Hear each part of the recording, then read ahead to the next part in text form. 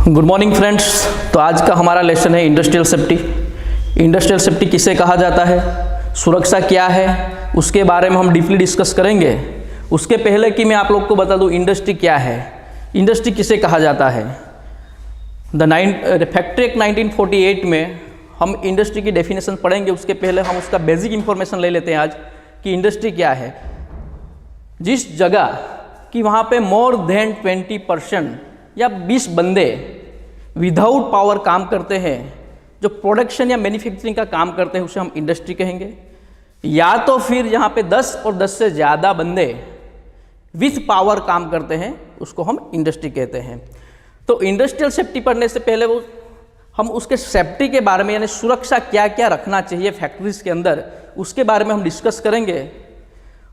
उसके पहले सेफ्टी की डेफिनेशंस, उसकी व्याख्या, उसको किस तरह से परिभाषित किया जाता है इंडस्ट्रीज के अंदर, उसके बारे में हम डिस्कस करने जा रहे हैं। तो व्हाट इज सेफ्टी? आमतौर पे क्वेश्चन होता है कि सुरक्षा क्या है, सुरक्षा किसे कहा जाता है। तो सुरक्षा का एक फुल फॉर्म है, शॉर्ट फॉर्म, कि stay alert for every task you do, यानी कि आप जो कुछ भी काम करते हो, चाहे वो कुछ भी काम हो प्रोडक्शन के रिलेटेड, वहाँ पे स्टे अलर्ट, यानी कि आपको अलर्ट रहना है, सचेत रहना है, सावधानी रखना है। किस तरह से सावधानी रखना है उसके बारे में हम डिस्कस करेंगे। उसका जो डेफिनेशंस है, ये डेफिनेशन यहाँ पे मैंने लिखा हुआ है, condition being safe, freedom from injury, death, property damage and environment effect. यहाँ पे लिखा है, एक वर्ड छुप के आया है, freedom. What is freedom? Freedom यानी आज़ादी। हमें किससे आज़ादी चाहिए? वर्क प्लेस पे हमें कौन कौन सी चीज़ ऐसी होती है जिससे आज़ादी चाहिए ताकि हम सेफली वर्क कर पाए। तो यहाँ पे condition being safe, freedom from injury, यानी कि इंजरी से हमको आज़ादी चाहिए, यानी कि वहाँ पे कोई भी प्रकार की हानि नहीं होनी चाहिए, पर्सन्स को कोई भी प्रकार का इंजरी ना हो, उसके बारे में आपको फ्रीडम चाहिए। वहाँ पे कोई जान हानि ना हो, यानी कि किसी का अनएक्सेप्टेड अनप्लान कुछ काम हो रहा है तो वैसी सिचुएशंस के अंदर वहाँ पे डेथ होने के या इंजरी होने के चांसेस ज़्यादा होते हैं। तो वहाँ पे हमको जान हानि से आज़ादी चाहिए, प्रॉपर्टी डैमेज से आज़ादी चाहिए, प्रॉपर्टी डैमेज नहीं होनी चाहिए, और साथ साथ में गॉड की ओर से जो गिफ्ट मिला है एनवायरनमेंट का, वो एनवायरनमेंट भी पोल्यूटेड ना हो, उसका ध्यान रखना है। तो सेफ्टी का डेफिनेशन यहाँ पे कुछ इस तरह से बनता है, condition being safe, freedom from injury, death, property damage and environment effect. यानी कि हमको कार्यस्थल पे काम करते समय ना कि कोई बंदे को चोटिल होना चाहिए, यानी कि वो इंजरी से उसको आज़ादी होनी चाहिए, वहाँ पे कोई जान हानि नहीं होनी चाहिए, वहाँ पे काम में आने वाले जितने भी उपकरण है उसको डैमेज नहीं होना चाहिए, और साथ साथ में एनवायरनमेंट इफेक्टेड ना हो, उसका भी ध्यान रखना चाहिए। तो ये है सेफ्टी का डेफिनेशन। सेफ्टी का डेफिनेशंस कुछ अलग तरीके से हमने एक वर्ड में निकाला हुआ है, safety is equal to housekeeping. Safety is equal to housekeeping, उसके बारे में हम डीपली डिस्कस करेंगे। जिस तरह जैसे जैसे हम अनसेफ्ट एक्ट को पढ़ेंगे, अनसेफ्ट कंडीशंस को पढ़ेंगे, उसके बाद हजार्ड क्या है, इंसिडेंट क्या है, एक्सीडेंट क्या है, इमरजेंसी क्या है, और डिजास्टर किस तरह से होता है, उसके बारे में डिस्कस करेंगे।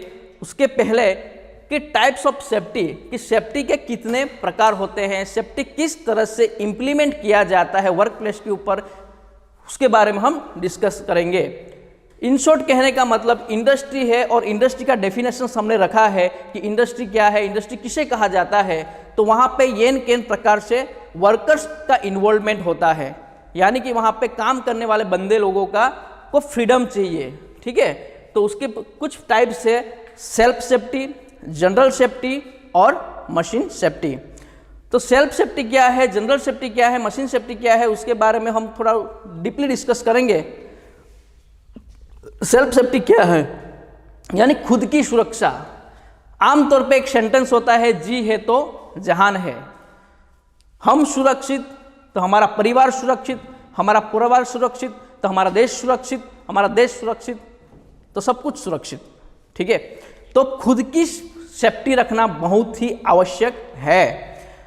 तो यहाँ पे कुछ कंटेंट है, डोंट वेयर लूज क्लॉथ्स, यानी कि कार्यस्थल के ऊपर काम करते समय आपको लूज कपड़े पहनना नहीं चाहिए। अदरवाइज आप लूज कपड़े पहनते हो तो वो कपड़े हो सकता है मूविंग पार्ट्स के अंदर आ जाने की संभावनाएं बढ़ जाती है, उसके चलते वहाँ पे इंजरी होने की संभावनाएं बढ़ जाती है। इंजरी के साथ साथ मान लो कि आपका ज़्यादातर हिस्सा वो मशीन्स के अंदर चला जाता है तो आप डेथ होने के भी चांसेस हो जाते हैं, उसके साथ साथ प्रॉपर्टी डैमेज होने के भी चांसेस रहते हैं। और इमरजेंसी ज़्यादा मात्रा में बड़ी हो गई, वहाँ पे फायर एक्सप्लोजन जैसा कुछ घटना घट जाता है तो एनवायरनमेंट को भी इफेक्ट हो सकता है। तो कार्यस्थल के ऊपर काम करते समय आपको लूज कपड़े पहनना नहीं चाहिए। Always use personal protective equipment, यानी कि जब जब हम कार्यस्थल के ऊपर काम करते हैं उस दौरान आपको पर्सनल प्रोटेक्टिव इक्विपमेंट का ध्यान रखना है। पर्सनल प्रोटेक्टिव इक्विपमेंट का हमारा पूरे का पूरा चैप्टर आएगा। उसके पहले जिस तरह से जनरल सेफ्टी प्रोटोकॉल्स के अंदर पर्सनल प्रोटेक्टिव इक्विपमेंट का जिक्र किया गया है, like that helmet, safety helmet, gum boots, full sleeve shirt, goggles और हैंड ग्लोव्स इत्यादि जो काम के अनुसार जिस जिस उपकरण का इस्तेमाल किया जाता है वो पर्सनल प्रोटेक्टिव इक्विपमेंट आपको पहनना है। और डोंट टच मूविंग मशीन, कार्य करते समय आपको जो भी मशीन्स है उसको टच करना, सीधा संपर्क में आना चाहिए नहीं। उसके संपर्क में आने से आपको बहुत बड़े कामयाबी का भुगतना पड़ता है, आप इंजर हो सकते हैं, डेथ भी हो सकती है आपकी और प्रॉपर्टी डैमेज भी हो सकता है। उसके साथ don't operate machines if you don't know about operations, कि मशीन्स के ऑपरेशंस के ऑपरेशंस मैन्यूल के बारे में आपको पता ना हो तब तक आपको किसी भी मशीन्स को ऑपरेट करना चाहिए नहीं। यानी कि जो मशीन है वो मशीन्स के ऊपर काम करने वाला बंदा वेल ट्रेन होना चाहिए, उसके अलावा कोई और बंदा अनट्रेन बंदा है उसको ऑपरेट करना चाहिए नहीं। If any injury contact to OHC, यानी कि वहाँ पे कार्यस्थल के ऊपर आपके साथ छोटी सी एक दुर्घटना होती है, आप इंजर हो जाते हो तो इमीडिएटली आपको आपके कंपनीज के OHC यानी ऑक्यूपेशनल हेल्थ सेंटर के अंदर रिपोर्टिंग करना चाहिए और वहाँ पे जो भी सुविधाएं हैं उसका इस्तेमाल करना चाहिए। Then after general safety protocol, general safety क्या है? General safety protocol following security protocol. अभी सिक्योरिटी एक बहुत बड़ी अहम कड़ी है इंडस्ट्री की सुरक्षा बढ़ाने के लिए। जनरल सेफ्टी प्रोटोकॉल में आया हुआ security protocol is the most important factor. Security protocol हम आमतौर पे सिक्योरिटी को निगलेक्ट करते हैं, सिक्योरिटी वाला बंदा यहाँ पे खड़ा है, ये करता है, ये करता है, वो करता है, ये इनके प्रकार के हमको बहुत सारे अनवांटेड बहाने बना के उन लोगों को हम बाईपास करते हैं।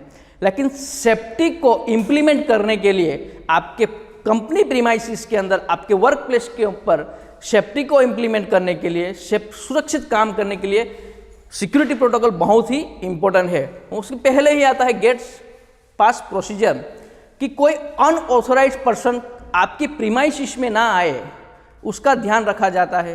हो सकता है कि कोई अनऑथोराइज्ड पर्सन आपके प्रीमाइसिस के अंदर एंटर हो जाता है, वो सारे के सारे सेफ्टी के रूल्स और रेगुलेशंस को बाईपास करता है और बहुत बड़ी दुर्घटनाओं को निमंत्रित करता है। इसीलिए गेट पास प्रोसीजर है उसका भी आपको फॉलो करना पड़ेगा।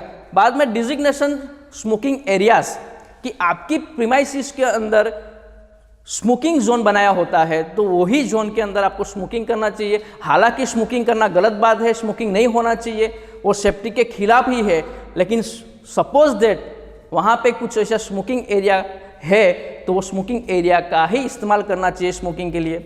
बाद में सीटिंग अरेंजमेंट, आप प्रीमाइसिस के अंदर जब इंटर होते हैं तो वहाँ पे सिक्योरिटी प्रोटोकॉल के हिसाब से आपको बोला जाता है कि आपको यही जगह पे आपको बैठना है जब तक आपका होस्ट आपको लेने के लिए ना आए तब तक। उसके बाद assembly point information, in case of any emergency आपकी प्रीमाइसिस के अंदर होती है तो सिक्योरिटी प्रोटोकॉल के हिसाब से आपको सिक्योरिटी ऑफिसर आपको असेंबली पॉइंट के बारे में इंफॉर्मेशन देता है। वो असेंबली पॉइंट के ऊपर आप रिस्पेक्टिव इमरजेंसी को देख के आप असेंबली पॉइंट के ऊपर जाने की प्रोसीजर वो भी आपको सिक्योरिटी प्रोटोकॉल में उसका ध्यान रखना पड़ेगा। उसके बाद don't touch live electricity cable, आप प्रीमाइसिस के अंदर एंटर होते हो तो किसी भी प्रकार का, चाहे वो लाइव हो या डेड हो, किसी भी प्रकार का इलेक्ट्रिकल अप्लायंसेस को छूना चाहिए नहीं। ताकि आपको पता नहीं है कि वो लाइव है या डेड है। तो do not touch live electrical cables at premises, maintain housekeeping. Housekeeping एक बहुत ही बड़ा चैप्टर है इंडस्ट्रियल सेफ्टी के अंदर, इसीलिए मैंने पहले भी कहा था safety is equal to housekeeping. उसको भी हम प्रूव करेंगे कि सेफ्टी को हाउसकीपिंग किस कहा जाता है। All things kept in designation place. Housekeeping का मतलब झाड़ू पोछा लगाना, ग्रूमिंग करना नहीं है, लेकिन जो आवश्यक चीज हमको वर्क प्लेस पे चाहिए वो उसके डिजिग्नेशन प्लेस पे होनी चाहिए। It's called housekeeping. In case of fire immediately inform to respective department, यानी कि आपके प्रीमाइसिस के अंदर जो कुछ भी दुर्घटना होती है तो उसके रिस्पेक्टिव डिपार्टमेंट को तुरंत ही इमीडिएटली कांटेक्ट करना चाहिए। Always wear पीपीस। प्रीमाइसिस के अंदर जब आप एंटर होते हो तो जनरल पर्सनल प्रोटेक्टिव इक्विपमेंट है उसका इस्तेमाल करना चाहिए, और वर्क प्लेस के ऊपर यानी कार्य करते समय उसके हिसाब से आपको पर्सनल प्रोटेक्टिव इक्विपमेंट पहनना चाहिए। उसके बाद आता है machine safety. What is machine safety? Machine हमने देखा है मशीन क्या काम करता है। मशीन प्रोडक्शन के साथ जुड़ा हुआ एक अविभाज्य अंग है। Without machine we can't do, हम कुछ नहीं कर सकते। यानी कि इंडस्ट्रीज के अंदर हमने पहले ही कहा था कि जहाँ पे प्रोडक्शन का काम होता है, मैन्युफैक्चरिंग का काम होता है, वैसी जगह पे डेफिनेटली मशीन्स का इस्तेमाल होता है। और मशीन इस्तेमाल करते समय उसका इलेक्ट्रिसिटी के साथ कनेक्टेड होता है, यानी कि वो पावर बेस होता है। तो मशीन सेफ्टी के अंदर केप शिप डिस्टेंस, यानी कि आपको मशीन्स के साथ अपना एक पर्याप्त सेफ डिस्टेंस रखना चाहिए ताकि हम इजीली उसको ऑपरेट कर सकें। उसके साथ साथ फिलअप चेकलिस्ट फर्स्ट, यानी कि जो भी मशीन के ऊपर हम काम करते हैं वो काम करने से पहले हम उसको चेकलिस्ट को फिलअप करना चाहिए।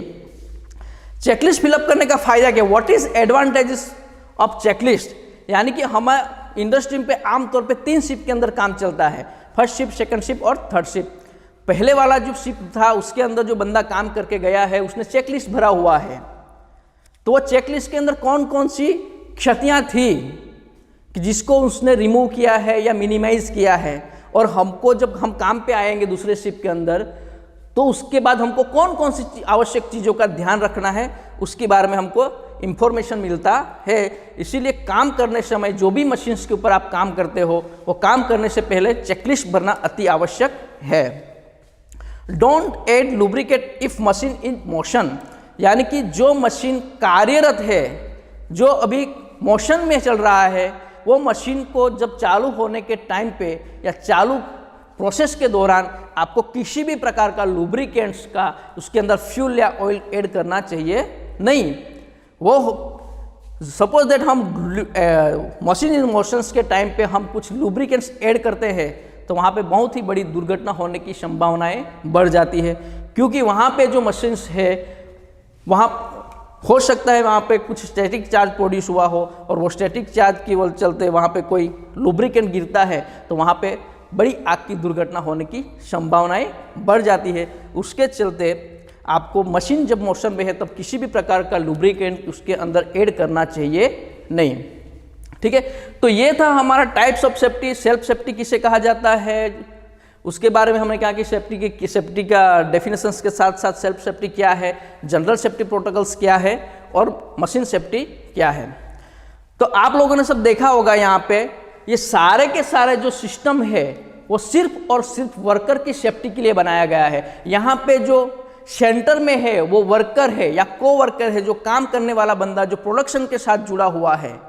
और मैंने आपको पहले ही कहा है जी है तो जहान है, यानी कि हमारा कुछ भी एक छोटा सा मिस्टेक हमको कहाँ तक लेके जा सकता है, हमको उसका खामियाजा कौन कौन भुगतता है उसके बारे में हमने आपको कहा है।